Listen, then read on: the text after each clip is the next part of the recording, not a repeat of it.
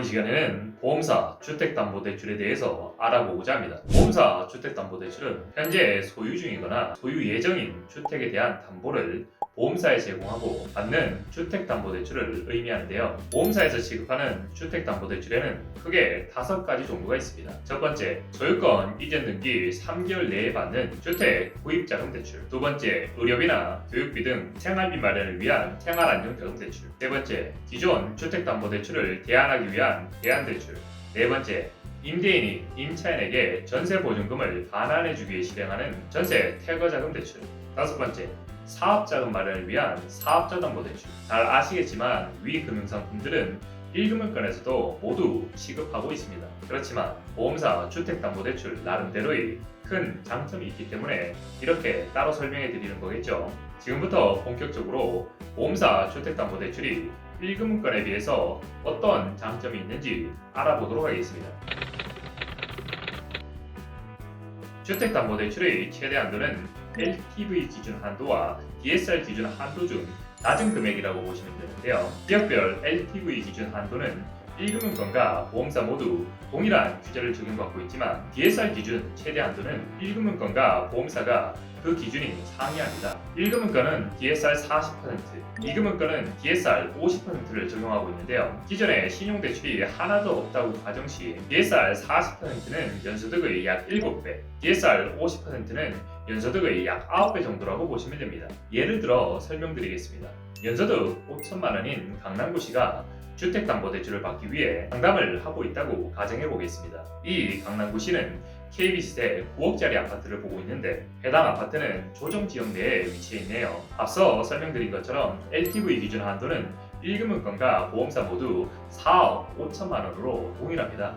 하지만 조금 전에 LTV와 DSR 중 낮은 금액이 주택담보대출의 최대 한도가 된다고 설명드렸습니다. 그렇다면 DSR 기준 주택담보대출의 최대 한도 역시 한번 살펴봐야겠죠. 우선 1금융권은 연소득의 약 7배인 3억 5천만 원, 보험사는 연소득의 약 9배인 4억 5천만 원까지 대출이 가능합니다. 이와 같이 소득이 부족해 1금융권에서 원하는 만큼 한도가 나오지 않는 경우 보험사 주택담보대출을 한번 활용해 보시기 바랍니다. 보험사 주택담보대출의 장점, 그 두 번째는 취약 차주도 가능하다는 점입니다. 취약 차주란 무직자, 무소득자, 저소득자, 고령자처럼 소득 증빙이 어려운 분들을 이야기하는데요. 이렇게 소득 증빙이 어려운 금융 소비자들에 대해 보험사는 1금융권보다는 좀 더 융통성 있게 추정소득을 적용해주고 있습니다. 주택담보대출 시 금융사에서 인정해주는 소득에는 크게 증빙소득, 인정소득, 신고소득, 신용소득이라는 게 있는데요. 증빙소득은 직장인, 프리랜서, 사업자 등이 소득 자료를 통해 명확히 증명할 수 있는 소득을 말하고요. 인정소득은 건강보험료나 국민연금 납부액을 통해 추정하는 소득을 의미합니다. 신고소득은 전년도 카드 사용액을 통해 추정하는 소득을 의미하는데 전년도 카드 사용액의 약 2배까지 소득으로 인정해주고 있습니다. 하지만 여기까지는 은행이나 보험사 주택담보대출이나 크게 다르지 않습니다. 그렇지만 신용소득 부분은 주로 보험사에서만 인정해주고 있습니다.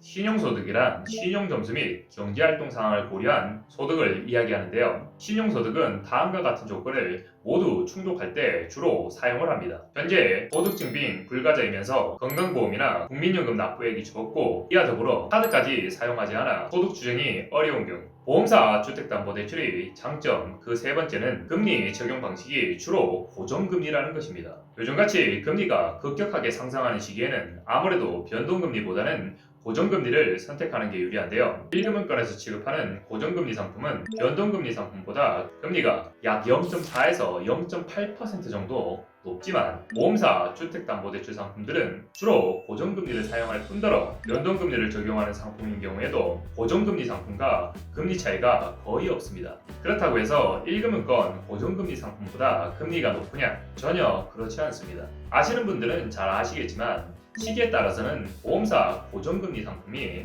1금융권 고정금리보다 낮은 경우도 상당히 많습니다. 보험사 주택담보대출의 장점 그 네 번째는 부수거래를 거의 요구하지 않는다는 것입니다.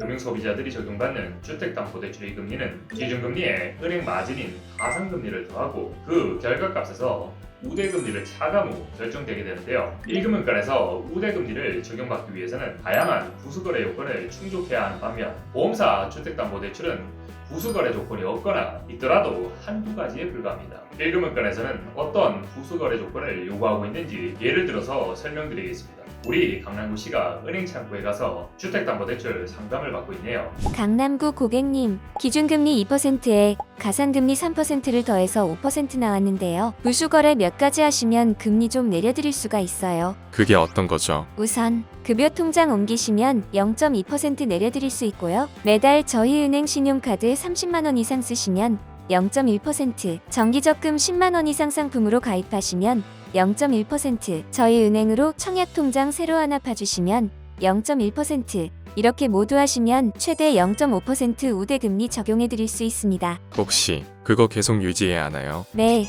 계속 유지해 주셔야 합니다. 어이가 없네. 이에 반해 보험사 주택담보대출 상품은 그러한 부수거래 요건이 거의 없는 장점이 있습니다.